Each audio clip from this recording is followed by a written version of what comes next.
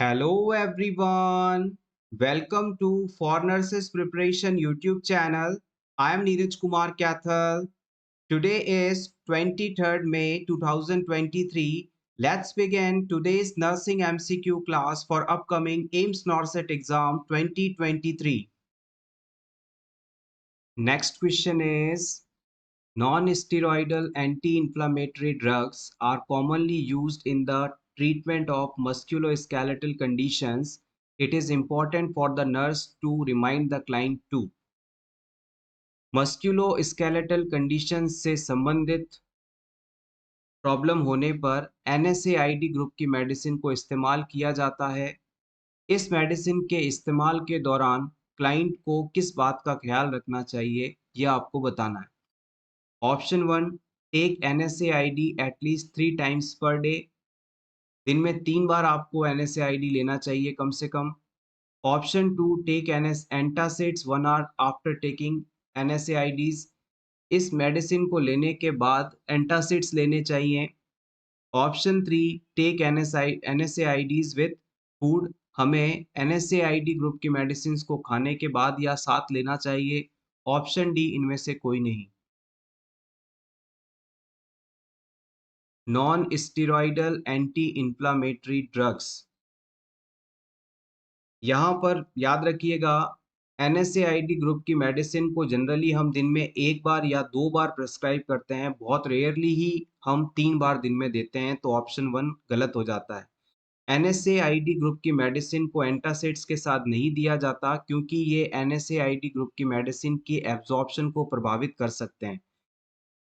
तो ऑप्शन 4 भी नहीं होगा। अब NSAID ग्रुप की मेडिसिन जो है वो गैस्ट्रिक म्यूकोसा को इरिटेट कर सकती हैं। इस वजह से हम क्लाइंट को इस मेडिसिन को खाने के साथ या खाने के बाद लेने के लिए कहते हैं। गैस्ट्रिक म्यूकोसा में इरिटेशन ना हो जाए, इस वजह से NSAID ग्रुप की मेडिसिन को खाने के साथ या खाने के बाद लेने को कहा जाता है। Next question is: a specific mask used for preventing H1N1 is। H1N1 virus को प्रिवेंट करने के लिए कौन सा मास्क उपयोगी है? Venturi mask, rebreather mask, HEPA mask, face mask.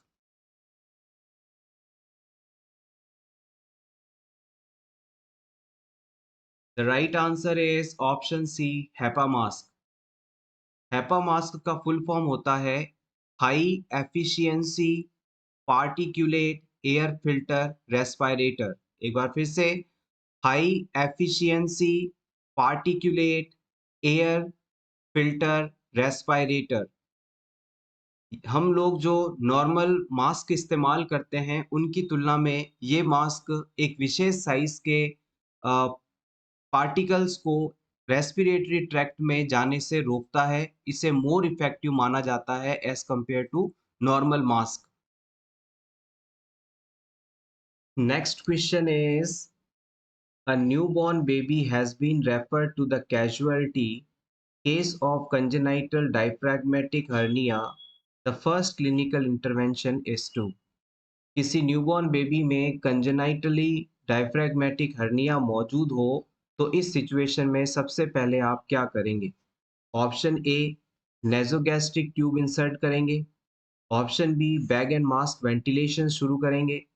Option C, एक central venous pressure line insert कर देंगे, या फिर हाई फ्रीक्वेंसी वेंटिलेटर से बच्चे को वेंटिलेट करवाएंगे।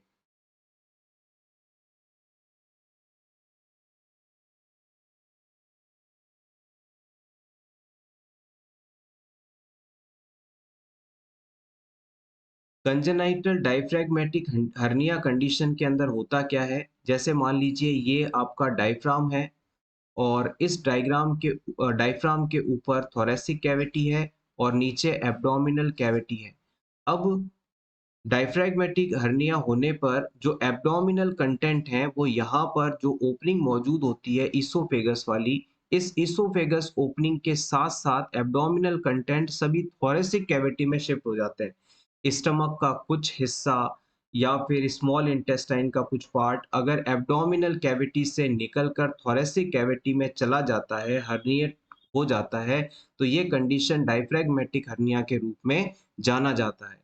जब ये कंडीशन हो जाती है, तो इस सिचुएशन के अंदर सबसे पहले हम बच्चे में नेज़ोगैस्ट्रिक ट्यूब का इंसर्शन कर देते हैं, ताकि उसके जो ओरल ट्रैक्ट है, ओरल रूट है, उसे पेटेंट रखा जा सके, उसे फीडिंग आदि दी जा सके और फिर हम सर्जरी द्वारा इस सिचुएशन को करेक्ट कर सकते हैं। Next point, green vegetables and liver are good source of folic acid. Folic acid को आप विटामिन B9 के नाम से भी जानते हैं और ग्रीन लीफी वेजिटेबल्स, हरी पत्तेदार सब्जियां और लीवर इसका अच्छा सोर्स मानी जाती हैं। अगर किसी क्लाइंट को सर पर चोट लग जाए और अचानक उसका बॉडी टेम्परेचर बढ़ने लगे, तो इसका मतलब है क्लाइंट में हाइपोथैलेमस के अंदर इंजरी हुई है। हमारी बॉडी में टेम्परेचर को मेंटेन करने, रेगुलेट करने का काम हाइपोथैलेमस का होता है। हाइपोथैलेमस ब्रेन में पाई जाने वाली स्ट्रक्चर है जिसके दो पार्ट्स होते हैं, anterior part and posterior part. Anterior part की बात की जाए तो ये हमारे बॉडी के बॉडी टेम्परेचर को कम करने का काम करता है, टेम्परेचर को डिक्रीज करने का काम करता है। और पोस्टीरियर पार्ट की यदि बात की जाए तो ये बॉडी टेम्परेचर को इंक्रीज करने का काम करता है, बॉडी टेम्परेचर को बढ़ाता है। Next question is, which condition best ensures lung maturity in infant? किसी बच्चे के लंग्स पूरी तरह से मैच्योर हो चुके हैं, इस चीज को कौन सा फाइंडिंग या कौन सा ऑप्शन बता रहा है, ये आपको बताना है। Option A, meconium in the amniotic fluid. Amniotic fluid के अंदर म्यूकोनियम मौजूद है तो। Option B, normal size of chest, बच्चे के चेस्ट का आकार नॉर्मल है तो। Option C, lecithin to sphingomyelin ratio more than 2। Sphingomyelin और लेसिथिन का रेशो 2 से ज़्यादा हो। Option D, absence of normal pulse, normal pulse की एब्सेंस होना। किस चीज़ के बिहाव पर आप ये कह सकते हैं कि बच्चे के लंग्स पूरी तरह से मैच्योर हो चुके हैं?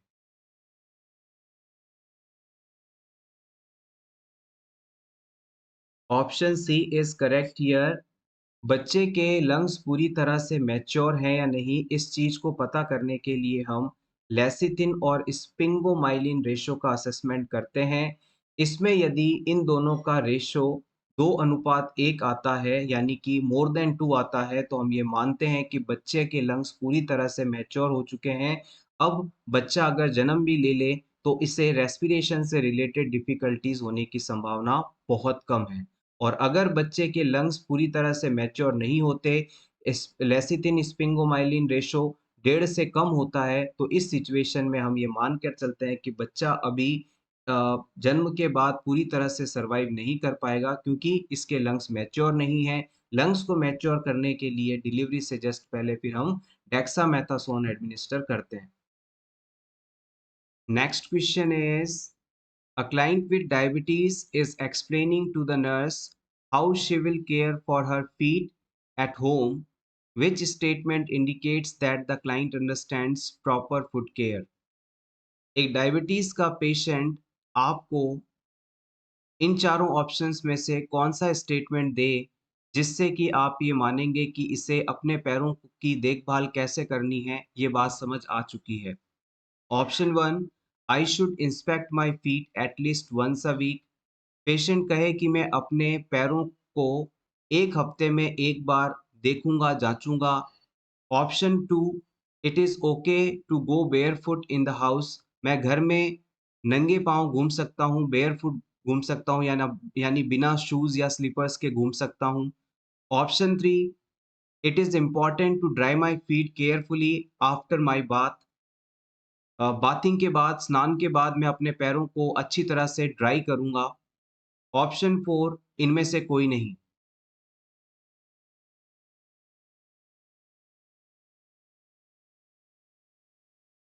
The right answer is option 3।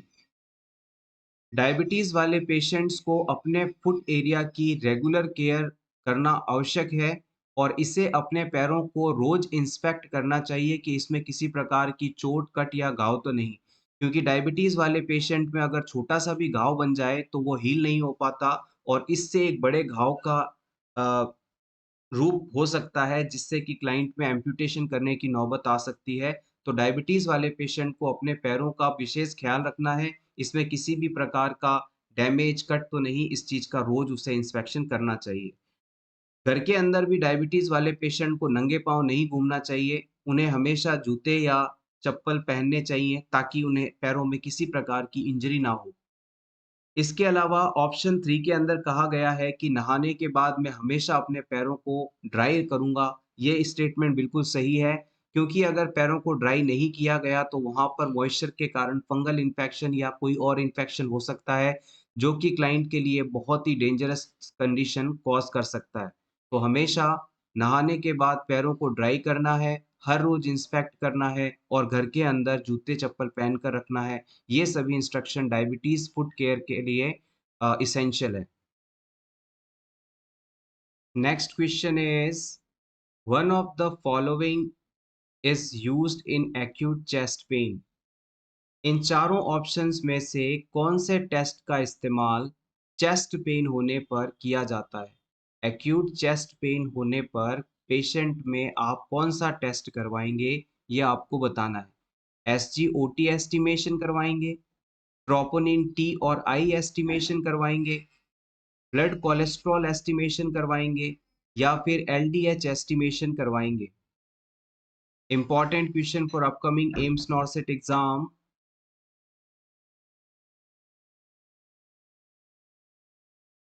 Yes, the right answer is option B. याद रखिएगा, ट्रोपोनिन टी और ट्रोपोनिन आई ये दोनों ही हार्ट से रिलेटेड कंडीशंस होने पर आइडेंटिफ़ाई करने हेतु इस्तेमाल किए जाते हैं। ट्रोपोनिन टी और ट्रोपोनिन आई जैसे ही हमारे हार्ट में किसी प्रकार की इस्चेमिक कंडीशन होती है, सेल वहाँ की डैमेज होती हैं, तो इनका लेवल ब्लड में बढ़ने लगता है। तो इनके लेवल को ब्लड में आइडेंटिफ़ाई करके हम हार्ट कंडीशन है या नहीं, इस चीज़ को पता कर सकते हैं। अगर आपसे पूछ लिया जाए कि ट्रोपोनिन टी और ट्रोपोनिन आई में से बेस्ट हार्ट की कंडीशन को आइडेंटिफ़ाई करने वाला मार्कर कौन-सा है? तो आप बता सकते हैं troponin I. Excuse me.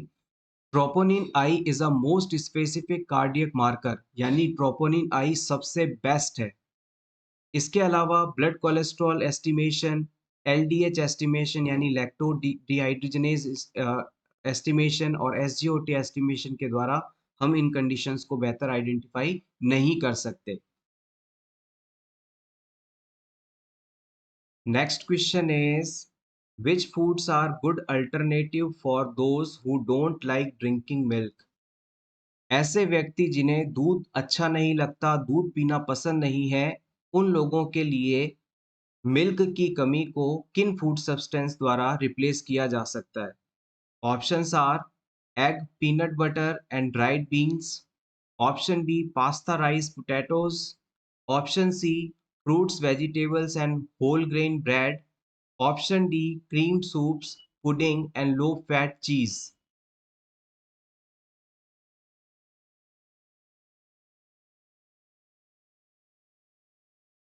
The right answer is option C.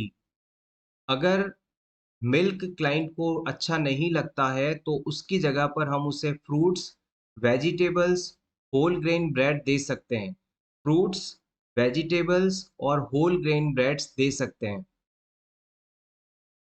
Next question is most serious adverse effects seen with the statins are.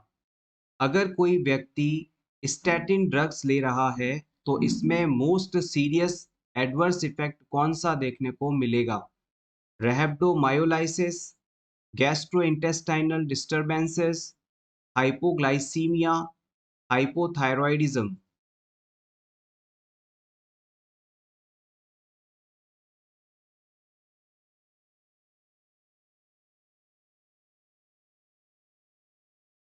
The right answer is option A, rhabdomyolysis।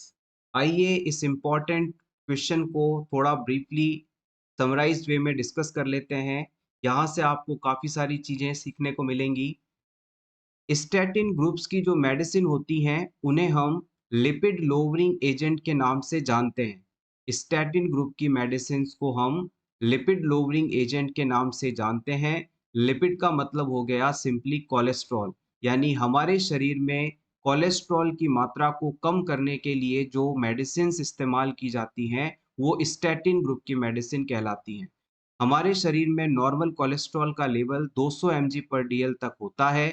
अगर इससे ज़्यादा कोलेस्ट्रॉल बढ़ता है तो हमारी हार्ट की health खराब हो जाती है। इससे हमें मायोकार्डियल इंफ्राक्शन, स्ट्रोक जैसी कंडीशंस हो सकती हैं। तो मायोकार्डियल इंफ्राक्शन और स्ट्रोक जैसी कंडीशन को प्रिवेंट करने के लिए स्टेटिन ग्रुप की मेडिसिन दी जाती है।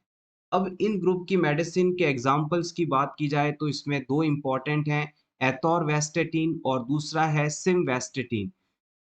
स्टैटिन ग्रुप की मेडिसिन को अगर आप आइडेंटिफाई करेंगे तो इसके लिए आपको इस चीज़ का ख्याल रखना है कि इस ग्रुप की सभी मेडिसिन्स के पीछे आपको स्टैटिन वर्ड्स देखने को मिलेगा। यहाँ पर हमने येलो कलर से इसे हाइलाइट किया है, STATIN। स्टैटिन शब्द जिसके भी पीछे आपको लगा दिखे तो समझ जाइएगा कि ये स्टैटिन ग्रुप की मेडिसिन है, यानी लिपिड कम करने की दवा है, कोलेस्ट्रॉल घटाने की दवा है। अब जो लोग लगातार स्टैटिन मेडिसिन्स को लेते हैं तो उनके अंदर एक सीरियस साइड इफेक्ट डेवलप हो जाता है जिसे हम रैप्टोमायोलाइसिस नाम से जानते हैं। क्या होता है रैप्टोमायोलाइसिस, इसे समझ लेते हैं। मान लीजिए किसी पर्सन ने स्टैटिन ग्रुप की मेडिसिन ली और इस मेडिसिन को लेने से क्या होता है, पेशेंट के जो मसल फाइबर्स हैं वो उनमें इंजरी होने लग जाती है। इस लिपिड लोअरिंग एजेंट्स लेने के कारण क्लाइंट के जो मसल फाइबर्स हैं वो इंजर्ड होने लगते हैं, टूटने लगते हैं, और इनके टूटने के कारण, इनमें इंजरी होने के कारण इनका जो इंटरनल कंटेंट होता है मसल फाइबर्स का, वो इनके अंदर से निकलकर ब्लड में आने लगता है। और ब्लड में ये कंटेंट जैसे ही आता है, किडनी तक पहुंचता है तो किडनी में जाकर ऑब्स्ट्रक्शन क्रिएट करता है, डैमेज क्रिएट करता है, जिससे क्लाइंट के अंदर रीनल फेलियर हो जाता है, किडनी काम करना बंद कर देती है। यही कंडीशन रैप्टोमायोलाइसिस है। एक बार फिर से समझिएगा, स्टैटिन ग्रुप की मेडिसिन लेने वाले लोगों के अंदर इस मेडिसिन के कारण मसल फाइबर्स इंजर्ड हो जाते हैं, और मसल फाइबर इंजर्ड होने के कारण इनका जो इंटरनल कंटेंट है वो यहाँ से निकलकर ब्लड में चला जाता है, और ब्लड के थ्रू ये किडनीज तक पहुँचता है, जहाँ पर ये जाकर ऑब्स्ट्रक्शन क्रिएट करता है, किडनी की रीनल ट्यूब्यूल्स को डैमेज कर देता है, जिससे किडनी अपना काम करना बंद कर देती है, रीनल फेलियर हो जाता है। यही कंडीशन रैप्टोमायोलाइसिस कंडीशन कहलाती है। अब इस कंडीशन के होने पर आपको क्या-क्या साइन एंड सिम्पटम्स देखने को मिलते हैं? तो इस कंडीशन के होते ही क्लाइंट का जो यूरिन है, वो डार्क रेडिश कलर का हो जाता है। इसके अलावा यूरिन आउटपुट किडनी फेलियर होने के कारण घटने लगता है। क्लाइंट को वीकनेस रहती है, क्लाइंट को मसल्स में लगातार पेन होता है। अब इसके ट्रीटमेंट की बात की जाए तो क्लाइंट को हाई फ्लूइड रिप्लेसमेंट दिया जाता है ताकि रीनल फेलियर ना हो। क्लाइंट को ज़्यादा से ज़्यादा फ्लूइड इनटेक करने के लिए कहा जाता है, या फ्लूइड एडमिनिस्टर किया जाता है ताकि जो कंटेंट ब्लड में मौजूद है वो सारा का सारा बॉडी से जल्दी बाहर निकल जाए और क्लाइंट की कंडीशन कुछ स्टेबल हो सके। होपफुली अब आप इस चीज़ को भूलेंगे नहीं। आप चाहें तो इस स्लाइड का स्क्रीनशॉट ले लें आपके रिवीजन के लिए। नॉर्सर जैसे एग्ज़ाम के लिए ये टर्मिनोलॉजीज़ इम्पोर्टेंट हो सकती हैं। Next question is commonest type of jaundice in newborn babies. किसी न्यूबॉर्न बेबी में सबसे ज्यादा पाया जाने वाला जॉन्डिस का टाइप कौन सा है? हीमोलाइटिक, फिजियोलॉजिक, ऑब्स्ट्रक्टिव या फिर hepatogenic?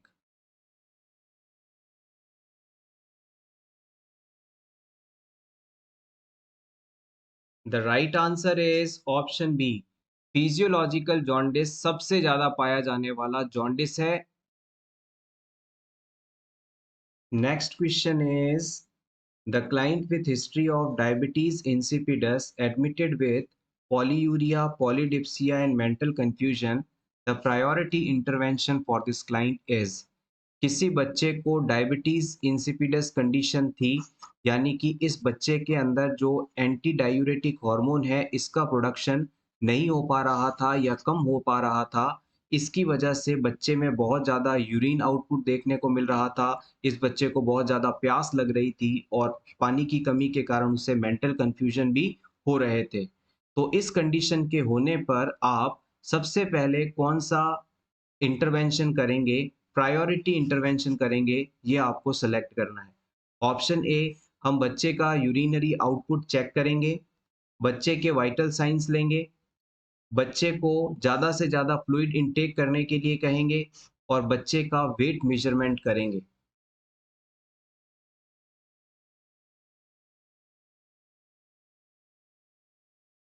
The right answer is option B.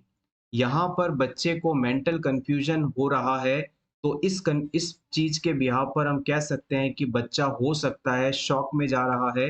तो हमें सबसे पहले बच्चे के वाइटल साइंस का असेसमेंट करना है और फिर उसे रिकवरी पोजीशन में लाना है और फिर आगे दूसरी चीजें करनी है। तो याद रखिएगा, यहाँ पर प्रायोरिटी एक्शन रहेगा वाइटल साइंस का assessment. Next, soldier of body और सोल्जर ऑफ सेल किसे कहा जाता है? शरीर के सैनिक और कोशिका के सैनिक किसे कहा जाता है? ऐसी बेसिक चीजें कई बार एग्जाम में पूछ ली जाती हैं, इंपॉर्टेंट है। Yes, the right answer is WBC. हमारे शरीर के सोल्जर के रूप में हम डब्ल्यूबीसी को जानते हैं, व्हाइट ब्लड कार्पसल्स को जानते हैं, श्वेत रक्त कणिकाओं को जानते हैं।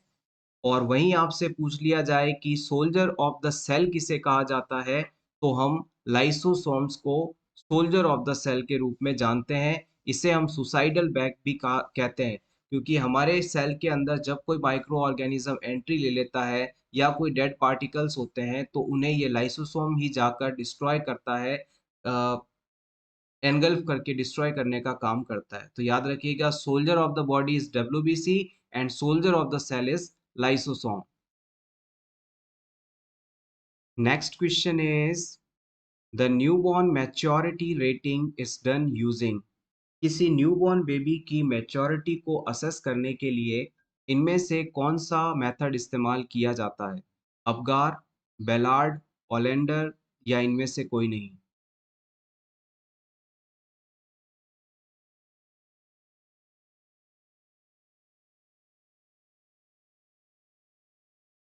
Yes, the right answer is option B. Apgar और बेलार्ड के अंदर कंफ्यूजन हो सकता था, लेकिन इस चीज को आप नोट कर लीजिएगा, इंपॉर्टेंट है। अगर आप किसी भी क्लाइंट की फिजियोलॉजिकल कंडीशन का असेसमेंट करना चाहते हैं, तो उसके लिए अबगार स्कोर का इस्तेमाल करेंगे। और किसी भी क्लाइंट की मैच्योरिटी का असेसमेंट करना चाहते हैं, न्यूबॉर्न की मैच्योरिटी का असेसमेंट करना है कि कितना वो मैच्योर है, तो इसके लिए बेलार्ड स्कोर का इस्तेमाल करेंगे। फिजियोलॉजिकल कंडीशन का असेसमेंट अबगार स्कोर और मैच्योरिटी का assessment Ballard score. Apgar score के अंदर मिनिमम स्कोर 0 होता है और मैक्सिमम स्कोर जो होता है वो 10 होता है। इस चीज को भी प्रीवियस एग्जाम में कई बार पूछा गया है, इंपॉर्टेंट है।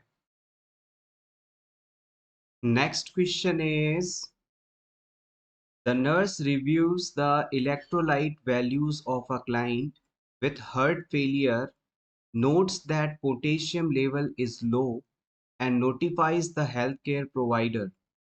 Healthcare provider prescribes a dose of IV potassium chloride. When administering IV potassium chloride, which action should the nurse take? इस पूरे क्वेश्चन के अंदर आपसे ये पूछा जा रहा है कि पेशेंट में पोटेशियम का लेवल कम होने पर डॉक्टर द्वारा पोटेशियम को आईवी रूट से एडमिनिस्टर करने का ऑर्डर दिया जाता है। अब एज अ नर्स जब आप इस पोटेशियम को आईवी रूट से एडमिनिस्टर कर रहे होंगे, तो आपको नीचे बताए चारों ऑप्शंस में से किस चीज का ख्याल रखना है? आपके ऑप्शंस हैं, इंजेक्ट इट एज बोलस। हम इस पोटेशियम सॉल्यूशन को एक साथ तेजी से बोलस फॉर्म में इंजेक्ट कर देंगे। Option two, use a filter in the IV line. हम आईवी लाइन में फिल्टर लगाकर इस मेडिसिन को एडमिनिस्टर करेंगे। Option three, dilute it per medication instruction. हम इस पोटेशियम मेडिसिन को जैसा डॉक्टर ने इंस्ट्रक्शन दिया है उसके अनुसार डाइल्यूट करने के बाद एडमिनिस्टर करेंगे। Option 4, apply cool compression to the IV site during administration. जब आप पोटेशियम ड्रग को एडमिनिस्टर करें उस समय आईवी लाइन पर कूल कंप्रेशंस देने चाहिए।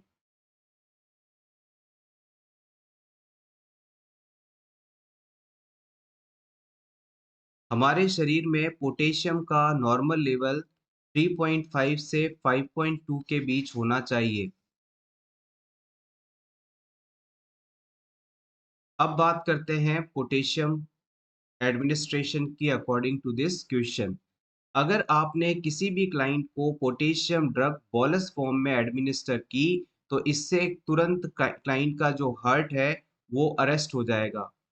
क्लाइंट के अंदर कार्डियक अरेस्ट जैसी कंडीशन हो सकती है, उसका हार्ट काम करना बंद कर सकता है अगर आपने पोटेशियम को बिना डाइल्यूट किए बोलस फॉर्म में एक साथ एडमिनिस्टर कर दिया तो ये आपको नहीं करना है।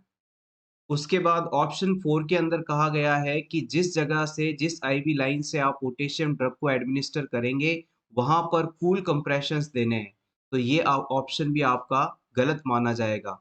जब आप किसी जगह पर अ, आइस अप्लाई करते हैं, कोल्ड कंप्रेशन देते हैं, तो वहाँ पर जो ब्लड वेसल्स होती हैं, वो कॉन्स्ट्रिक्ट हो जाती हैं, सिकुड़ जाती हैं और पोटेशियम जो है वेन्स को इरिटेट कर सकता है। इस वजह से हमें कूल कंप्रेशंस वहाँ पर अप्लाई नहीं करना है।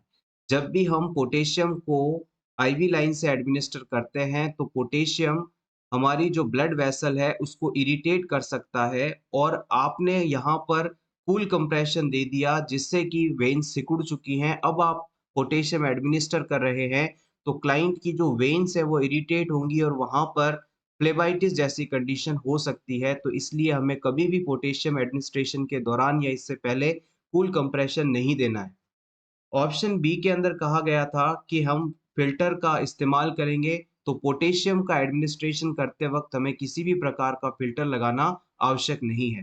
फाइनली हमारे पास ऑप्शन 3 बचता है जो कि सही आंसर भी है। जब भी हमें पोटेशियम को एडमिनिस्टर करना होता है, तो हमेशा इसे डाइल्यूट करके एडमिनिस्टर किया जाता है। हमारे पास जो भी आईवी सॉल्यूशन मौजूद है, as prescribed by the doctor, उसके अंदर हम इस पोटेशियम को डाल के अच्छी तरह से इसे मिक्स कर लेंगे। बैग में सभी जगह पोटेशियम बराबर मात्रा में होना चाहिए और उसके बाद हम धीरे-धीरे करके पोटेशियम को एडमिनिस्टर करते हैं। अगर आपने किसी क्लाइंट में एक साथ पोटेशियम क्लोराइड एडमिनिस्टर करने की कोशिश की बिना इसे डाइल्यूट किए तो तुरंत क्लाइंट का हार्ट बंद हो जाएगा और देखते ही देखते क्लाइंट की डेथ हो जाएगी, आप कुछ नहीं कर पाएँगे। तो आपके लिए इन इंस्ट्रक्शंस को ध्यान रखना बहुत ही एसेंशियल है। Next question is a community nurse observed neonate. His umbilical cord has dried and fallen off. The area appears healed with no drainage or erythema present. The nurse instruct the mother to। आप एक community nurse के रूप में किसी newborn baby का assessment कर रहे हैं। आप ये देखते हैं कि इस बच्चे की जो अम्बिलिकल कॉर्ड है, वो ड्राई हो चुकी है और गिर चुकी है। अम्बिलिकल कॉर्ड वाले एरिया का आप जब असेसमेंट करते हैं, तो आप देखते हैं कि वो हील हो गया है, यानी उस एरिया का घाव भर चुका है। वहाँ पर किसी भी प्रकार का ड्रेनेज नहीं है और एरिथ्मा भी मौजूद नहीं है। इन सब फाइंडिंग के बिहाफ पर अब एज अ नर्स आप इस बच्चे की मदर को क्या इंस्ट्रक्शंस देंगे? Option A, give him a bath in a infant tub now. आप अब इस बच्चे को इन्फेंट टब के अंदर बाथ दे सकते हैं, स्नान करवा सकते हैं। Option B, continue to clean the stump with alcohol for 1 week. हम इस अम्बिलिकल कॉर्ड वाले एरिया में जो स्टम्प मौजूद होगा, उसे अल्कोहल से अगले 1 हफ्ते तक रेगुलर क्लीन करेंगे। ऑप्शन सी, cover the umbilicus with banded. हम अम्बिलिकस एरिया को, नाभि वाले हिस्से को बैंडेज द्वारा अ, कवर करेंगे।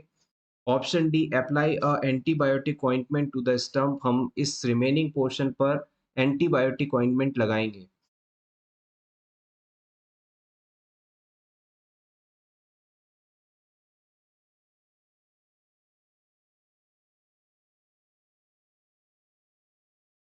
अम्बिलिकस पर किसी भी प्रकार का बैंडेड नहीं लगाया जाता।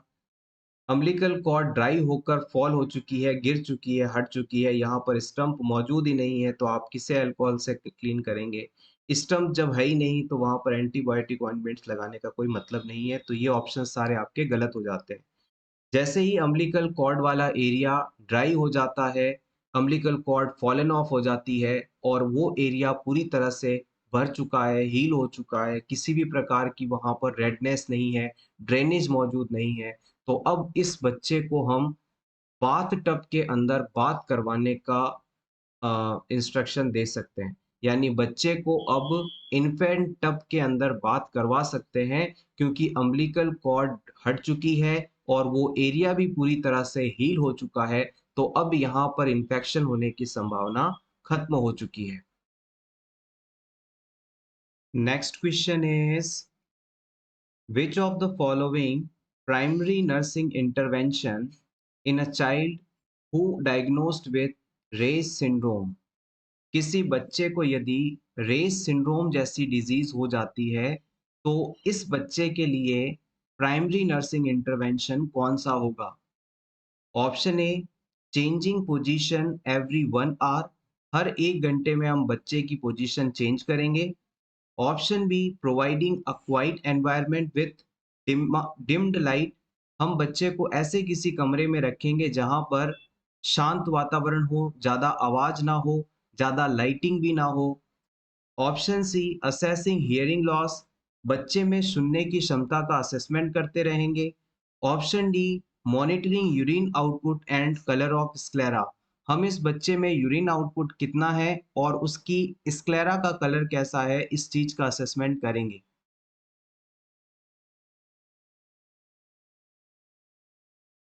रेस सिंड्रोम होने पर सबसे ज्यादा जरूरी एक्शन कौन सा होगा, ये आपको बताना है। रेस सिंड्रोम होता क्या है, इसे थोड़ा सा समझ लेते हैं ब्रीफली। मान लीजिए किसी बच्चे को चिकन पॉक्स डिजीज हो गया और इस चिकन पॉक्स डिजीज के दौरान उस बच्चे ने एस्पिरिन ड्रग ली।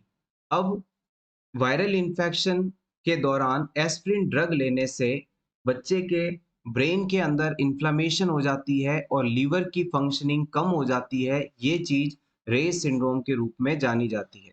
वायरल डिजीज जैसे कि चिकन पॉक्स के होने पर एस्पिरिन ड्रग लेने के साथ ही ब्रेन टिश्यूज के अंदर इन्फ्लेमेशन और लीवर की फंक्शन कम हो जाते हैं। ये चीज रेस सिंड्रोम के रूप में जानी जाती है। होपफुली अब आप इस क्वेश्चन का आंसर बड़े इजीली गैस कर पाएंगे क्योंकि आपको यहाँ हिंट मिल चुका है। यस एग्जैक्टली आप बिल्कुल सही हैं। ब्रेन के अंदर इन्फ्लामेशन है तो हम बच्चे को ऐसे एनवायरनमेंट में रखेंगे जहां पर उसे कम से कम स्टिमुलाई मिले। बिल्कुल शांत वातावरण होना चाहिए और उस रूम की जो लाइटिंग है वो भी बिल्कुल हल्की होनी चाहिए, कम होनी चाहिए, डिम होनी चाहिए, ताकि बच्चे में किसी भी प्रकार की स्टिमुलेशंस ना हो, बच्चा परेशान ना रहे। So option B is correct here. Next question is when teaching umbilical cord care to a new mother, the nurse would include which information? किसी न्यू मदर को बच्चे की अम्बिलिकल कॉर्ड केयर के बारे में बताते समय कौन सा पॉइंट बताना जरूरी है, ये आपको सेलेक्ट करना है। Option A apply peroxide to the cord to with each diaper change, जब भी आप बच्चे का डायपर चेंज करें तो अम्बिलिकल एरिया पर पेरोक्साइड अप्लाई करें।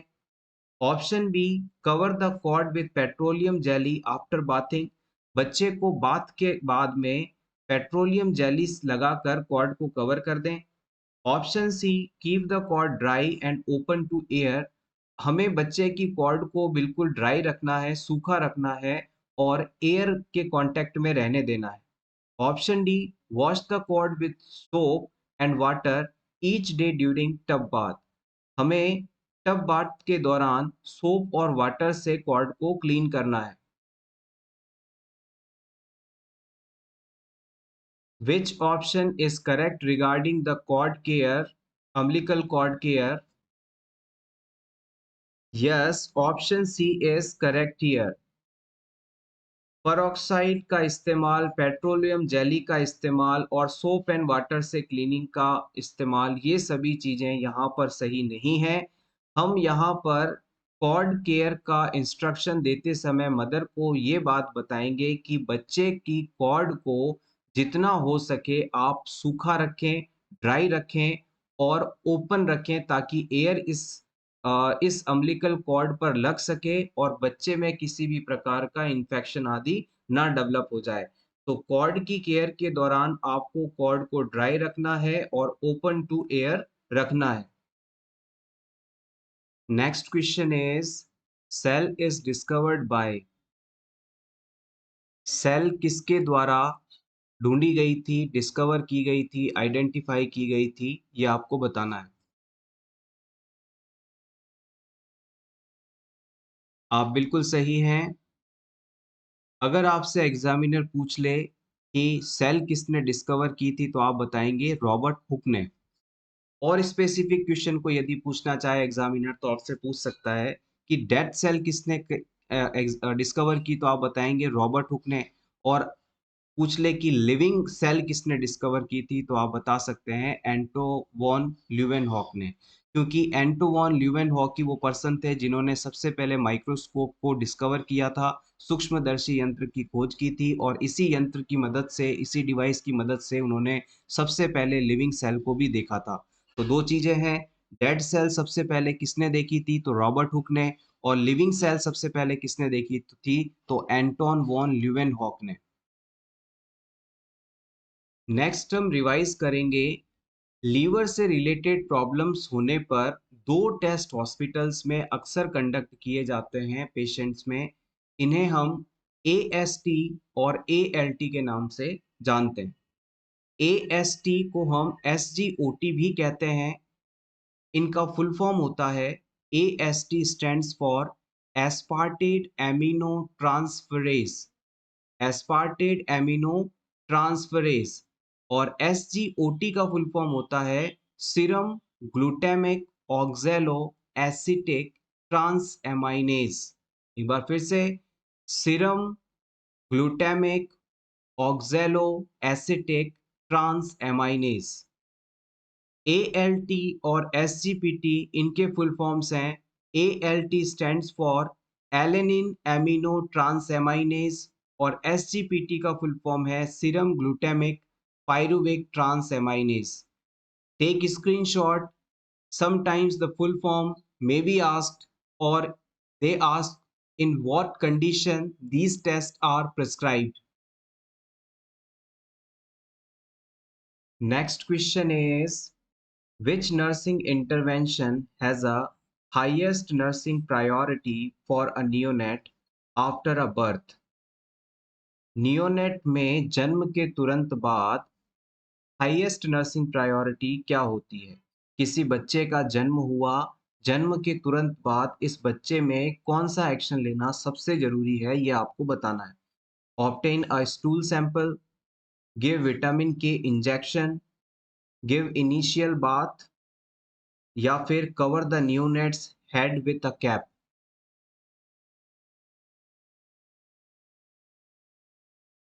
जन्म के तुरंत बाद बच्चे में स्टूल सैंपल लेना जरूरी नहीं है।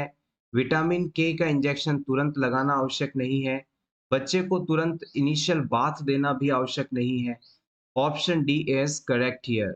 जैसे ही बच्चे का जन्म होता है तो इस बच्चे का जो हेड वाला पार्ट है, स्कल वाला पार्ट है, उस पार्ट का जो बॉडी सरफेस एरिया है वो रिमेनिंग बॉडी पार्ट की तुलना में बहुत ज्यादा होता है। अगर आपने जन्म के तुरंत बाद बच्चे के इस सिर वाले हिस्से को कवर नहीं किया, किसी कपड़े या कैप से ढका नहीं, तो यहाँ से ज्यादा हीट लॉस होगा और बच्चे के अंदर थोड़े ही समय में आपको हाइपोथर्मिया कंडीशन देखने को मिल सकती है। और हाइपोथर्मिया कंडीशन होने की वजह से बच्चे में डेथ हो सकती है, क्योंकि लो बॉडी टेम्परेचर यानी हाइपोथर्मिया को हम बच्चों में साइलेंट किलर के रूप में जानते हैं। तो जन्म के तुरंत बाद बच्चे के शरीर को विशेष रूप से सिर के हिस्से को कवर करना जरूरी है ताकि हीट लॉस वहां से कम हो और बच्चे में हाइपोथर्मिया कंडीशन डेवलप नहीं हो पाए। Next question is a nurse in a delivery room assisting with the delivery of newborn infant. After the delivery, the nurse prepared to prevent heat loss in a newborn resulting from evaporation by किसी बच्चे में जन्म के तुरंत बाद evaporation method से heat loss ना हो, इस चीज को रोकने के लिए कौन सा मेथड इस्तेमाल किया जा सकता है? Option A, drawing the infant with warm blanket. Option B, closing the doors of the room and start cooler. Option C, turning the overhead radiant warmer. Option D, warming the cry pad. Evaporation का हिंदी में meaning होता है वाष्पीकरण, यानी आप किसी अ, बर्तन में पानी रखकर उसे गर्म करते हैं तो पानी भाप बनकर उड़ जाता है, ये चीज वाष्पीकरण या इवापोरेशन कहलाता है। अब बच्चे में इस मेथड से हीट लॉस कैसे होगा? मान लीजिए ये कोई न्यूबॉर्न बेबी है और इस न्यूबॉर्न बेबी के बॉडी के ऊपर वाटर कंटेंट मौजूद है, यानी लिक्विड मौजूद है इसके शरीर के ऊपर। अब बच्चे के शरीर के ऊपर जो ये पानी मौजूद है, इस बच्चे के शरीर के अंदर जो हीट बन रही है, इस हीट के कारण ये पानी वाष्प में बदल जाएगा, वेपर में बदल जाएगा और इस मेथड को हम इवापोरेशन के रूप में जानते हैं। बच्चे के शरीर के ऊपर मौजूद पानी का बच्चे के शरीर की गर्मी के कारण भाप में बदल जाना, वेपर में बदल जाना इवापोरेशन मेथड कहलाता है। अब आपको बच्चे के शरीर के ऊपर मौजूद पानी को भाप में बदलने से रोकना है, यानी इवापोरेशन मेथड को नहीं होने देना है, तो आप क्या करेंगे? सिंपली हम इस बच्चे के शरीर के ऊपर मौजूद पानी को हटा देंगे, यानी बच्चे की स्किन को ड्राई कर देंगे, इसे वार्म ब्लैंकेट से साफ कर देंगे ताकि बच्चे की बॉडी पर किसी भी प्रकार का लिक्विड या फ्लूइड कंटेंट नहीं मौजूद रहे। जब बच्चे की स्किन के ऊपर लिक्विड ही नहीं होगा, तो बॉडी हीट से इवापोरेशन नहीं हो पाएगा। तो हम बच्चे की स्किन को ड्राई करके, यानी उसे पोंछ कर, साफ सूखा करके हम इवापोरेशन मेथड से हीट लॉस को बचा सकते हैं। Next, thickness of cell membrane. Cell के चारों तरफ जो लेयर पाई जाती है जिसके अंदर सेल का सारा कंटेंट बाउंड रहता है, उसे सेल मेम्ब्रेन कहते हैं। इस सेल मेम्ब्रेन की थिकनेस कितनी होती है, मोटाई कितनी होती है, ये आपको बताना है। Yes, exactly, it is 7.5 to 10 nanometre. 7.5 से 10 नैनोमीटर सेल मेम्ब्रेन की थिकनेस होती है। Next question is the total weight gain during the course of singleton pregnancy in the healthy woman is about।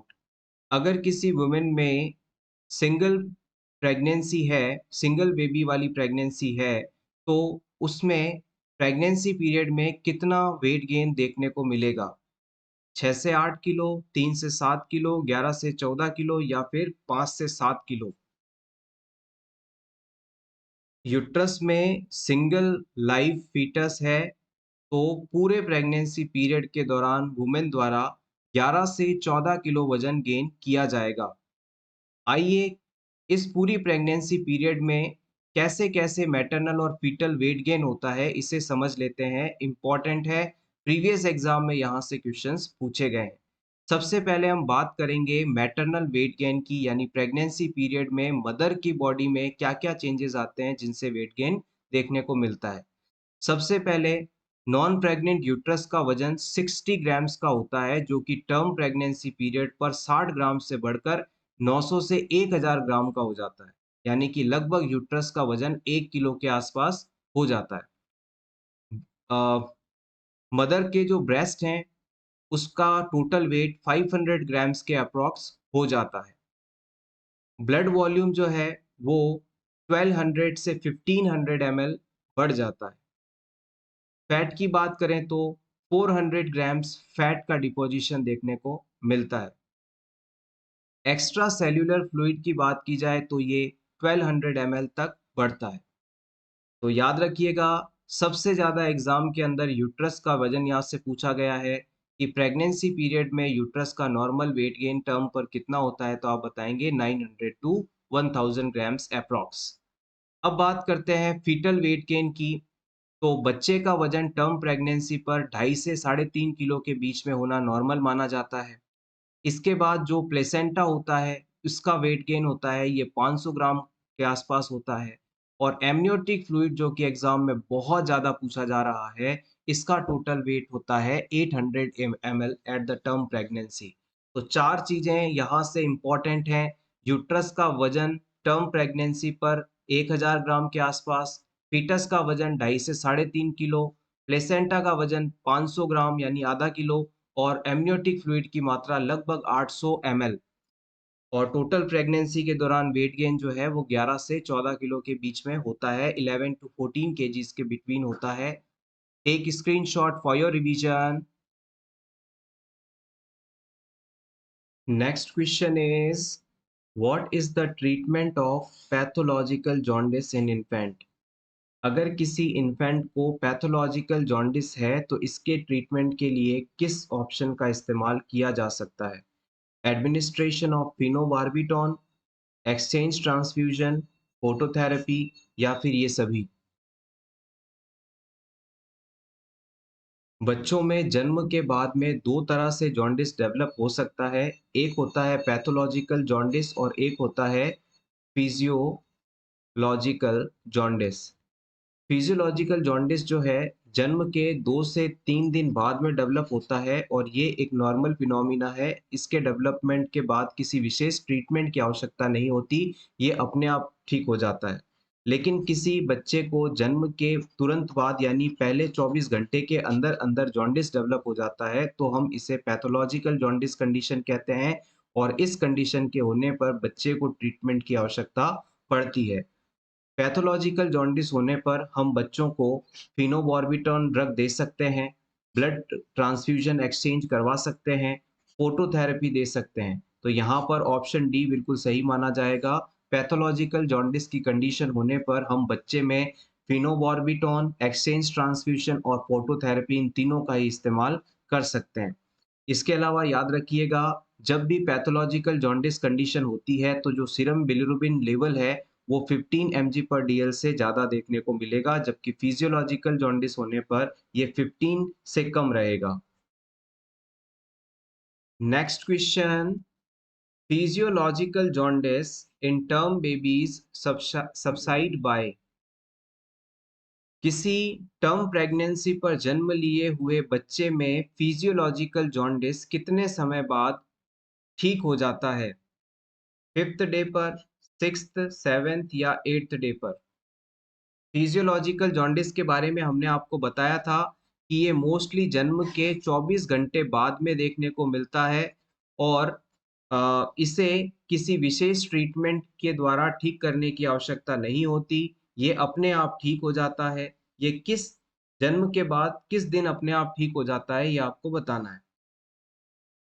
Excellent guys, आप बिल्कुल सही हैं, NORCET के लिए पूरी तरह से तैयार हैं। ये 6th डे ऑफ बर्थ पर अपने आप रिज़ॉल्व हो जाता है, ठीक हो जाता है। फिजियोलॉजिकल जॉन्डिस बच्चे में जन्म के दूसरे या तीसरे दिन देखने को मिलता है, जो कि जन्म के छठे दिन पर अपने आप भी ठीक हो जाता है। Next question is first discovered bacteria? सबसे पहला बैक्टीरिया कौन-सा था जिसे खोजा गया था, आइडेंटिफ़ाई किया गया था?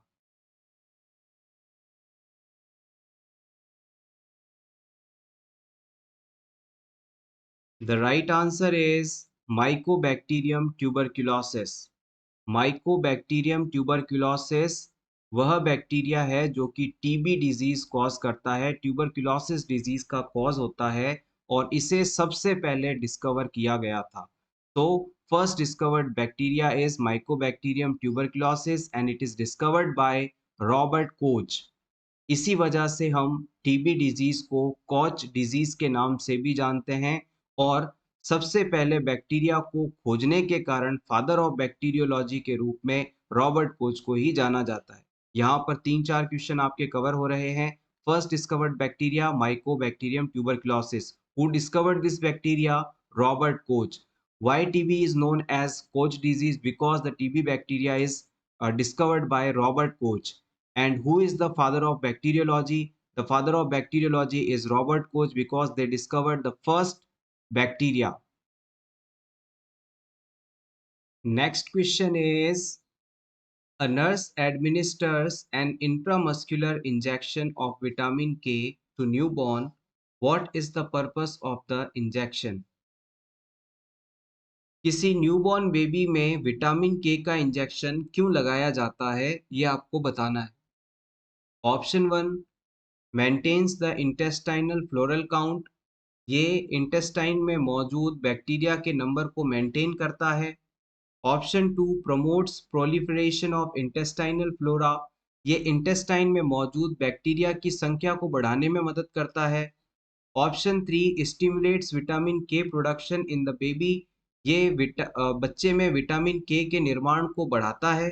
Option four, provides protection until intestinal flora is establish. ये बच्चे में जब तक इंटेस्टाइन के अंदर बैक्टीरियाज नहीं आ जाते तब तक बॉडी में ब्लीडिंग से प्रोटेक्शन प्रोवाइड करवाता है।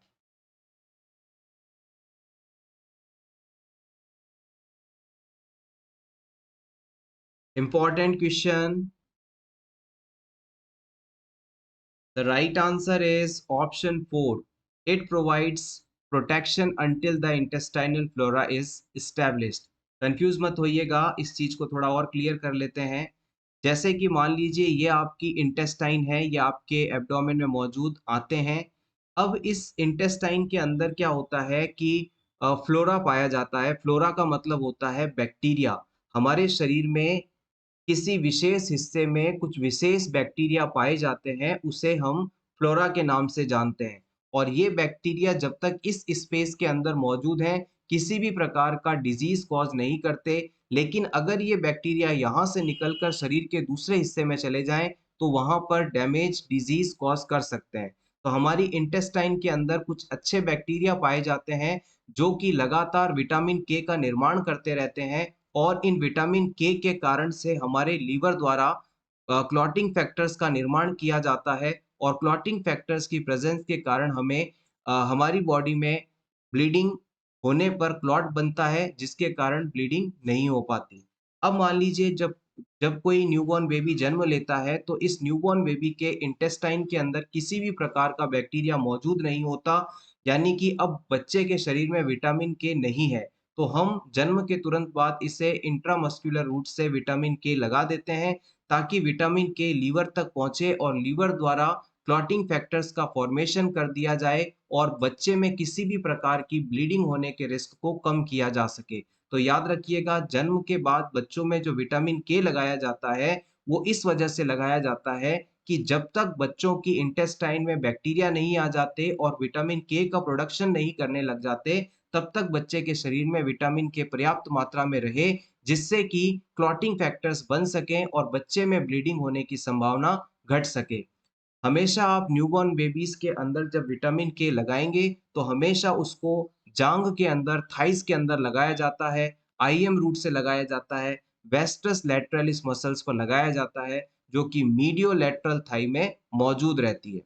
डोज की बात करें तो विटामिन के टर्म बेबीज के अंदर, यानी 37 से 42 वीक्स के बीच में जिन बच्चों का जन्म हुआ है, उनके अंदर 1 mg लगाया जाता है। और 37 सप्ताह से पहले जिन बच्चों ने जन्म लिया है, उन्हें प्रीटर्म बेबी कहते हैं। और इनके अंदर विटामिन के की जो डोज होती है, वो 0.5 mg होती है। टर्म बेबी पर 1 mg और प्रीटर्म बेबी में 0.5 mg। IM root, vastus lateralis muscle, situated into the mediolateral thigh. Take a screenshot for your revision. Next question is, which is the posture shown by infant at the time of birth? जन्म के समय बच्चे के द्वारा कौन सा posture show किया जाता है? Flexion extension, generalised flexion, hyperflexed या फिर hyper extended?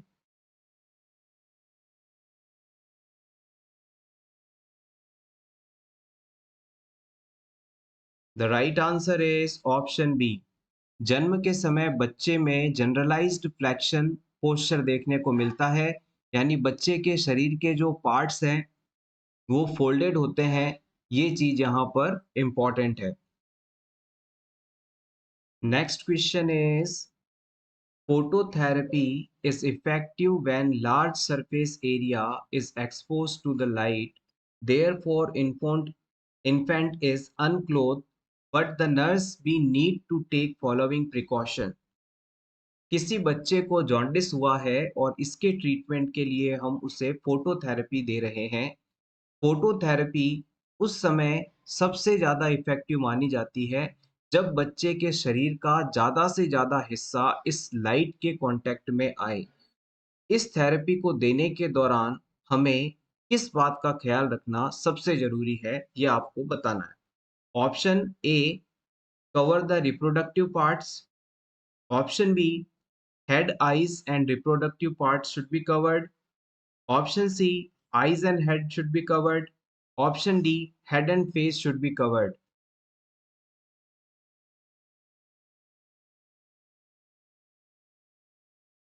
Option B is absolutely correct. जब भी बच्चे को हम फोटोथेरेपी दे रहे होते हैं तो उसके हेड पार्ट को, आईज को और रिप्रोडक्टिव पार्ट्स को हम हमेशा कवर रखते हैं। उसके अलावा पूरी बॉडी पर फोटोथेरेपी लाइट को आने देते हैं। अगर आपने आईज रिप्रोडक्टिव पार्ट को कवर नहीं किया तो इससे बच्चे के अंदर कॉम्प्लिकेशंस हो सकते हैं। Next question is the nurse is preparing a client for mammography. To prepare the client for mammogram, the nurse should tell the client. किसी पेशेंट में मैमोग्राफी होने वाली है। मैमोग्राफी के लिए क्लाइंट को प्रिपेयर करते समय एज अ नर्स आप कौन सा इंस्ट्रक्शन देना चाहेंगे? Option A, to omit creams, powders और डिओड्रेंट्स बिफोर द एग्जाम। हम इस पेशेंट से कहेंगे कि आपको मेमोग्राफी प्रोसीजर से पहले ब्रेस्ट के ऊपर किसी भी प्रकार का क्रीम, पाउडर या डिओड्रेंट अप्लाई नहीं करना है। Option B, the mammography replaces the need for self breast examination. Mammography करवाने से आपको ब्रेस्ट सेल्फ एग्जामिनेशन करने की आवश्यकता नहीं होगी। Option C, that mammography requires a higher dose of radiation than X-ray। Mammography procedure के अंदर एक्सरे से ज़्यादा रेडिएशन का इस्तेमाल किया जाता है। ऑप्शन डी इनमें से कोई नहीं।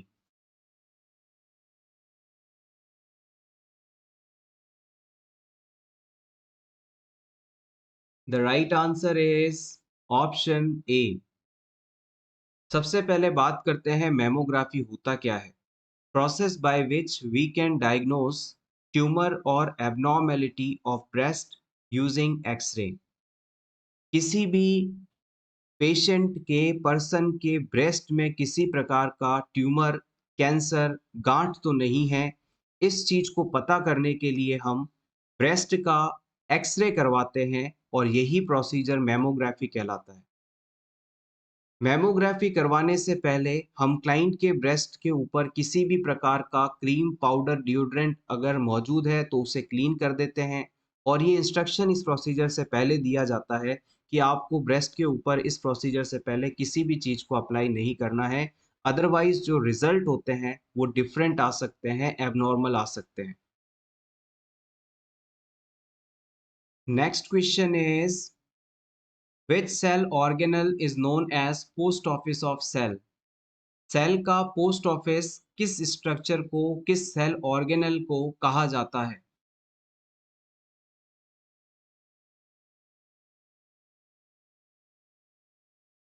The right answer is Golgi body.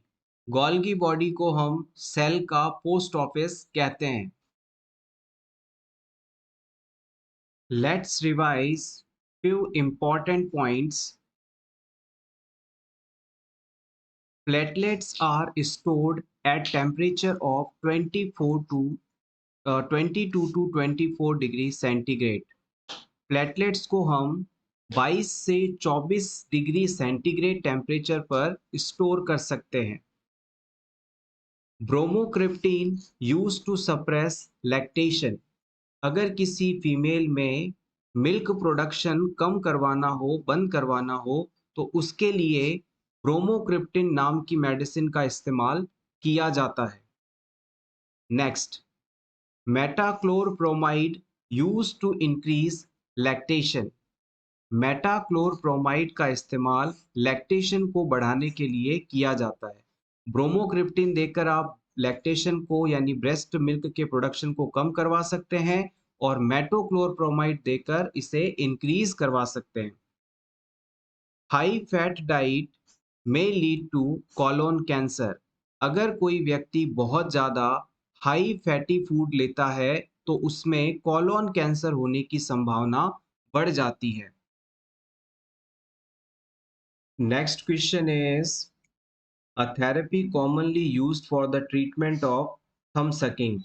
अगर किसी बच्चे को थंब सकिंग की आदत है, अंगूठा चूसने की आदत है, बार बार वो अपने थंब को माउथ में डालकर सक करता है, ऐसी अगर आदत है तो इस आदत को छुड़ाने के लिए हम कौन सी थेरेपी का इस्तेमाल करते हैं? एवर्जन, डिसेंसिटाइजेशन, साइको एनालिसिस या फिर इम्प्लोसिव थेरेपी?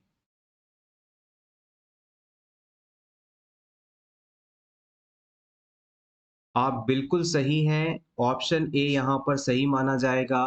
एवर्जन थेरेपी का मतलब होता है किसी आदत को छुड़ाने के लिए उस आदत के साथ अनप्लीजेंट स्टिमुलाई को ऐड कर देना। जैसे बच्चे की आदत है बार-बार अपना थंब मुँह में रखकर उसे सक करने की, तो हम बच्चे के अंगूठे के ऊपर ऐसी कोई कड़वी चीज़ लगा देंगे, जिससे कि जैसे ही बच्चा अपने हाथ को, अपने अंगूठे को मुँह में रखकर सक करेगा, तो उसे एक बुरा स्वाद अनुभव होगा, एक अ, अनप्लीजेंट टेस्ट महसूस होगा और इस टेस्ट के कारण वो धीरे-धीरे करके अंगूठे को मुँह में सक करने की आदत को छोड़ देगा। यानी बच्चे के अंगूठे के ऊपर कोई कड़वी या अनप्लीजेंट टेस्ट वाली चीज़ लगाकर उसकी इस अंगूठे को चूसने वाली आदत को हम छुटा सकते हैं और ये जो थेरेपी है, ये जो मेथड है, उसे हम एवर्जन थेरेपी के रूप में जानते हैं। एवर्जन थेरेपी का कॉन्सेप्ट ये कहता है कि किसी आदत को छुड़ाने के लिए उस आदत के साथ एक अनप्लीजेंट स्टिमुलाई को ऐड करवा देना, जिससे धीरे-धीरे उसमें ये आदत छूट जाती है। Next question is the artery commonly affected during myocardial infraction is. Heart attack या मायोकार्डियल इंफ्रैक्शन होने पर कौन सी आर्टरी सबसे ज्यादा प्रभावित होती है? Renal, coronary, hepatic, carotid? Yes, exactly option B is correct here. Coronary artery हमारे हार्ट को ब्लड सप्लाई पहुंचाती हैं और इनमें आए ऑब्स्ट्रक्शन के कारण हार्ट तक ब्लड सप्लाई नहीं पहुंच पाती, जिससे कि वहां की सेल्स डेड होने लगती हैं और क्लाइंट में हार्ट अटैक या मायोकार्डियल इंफ्रैक्शन जैसी कंडीशन बनती है। तो हम कह सकते हैं कोरोनरी आर्टरीज मायोकार्डियल इंफ्रैक्शन में सबसे ज्यादा अफेक्ट होती है। Next question is biological fluid of body is. Biological fluid of body के नाम से किसे जाना जाता है?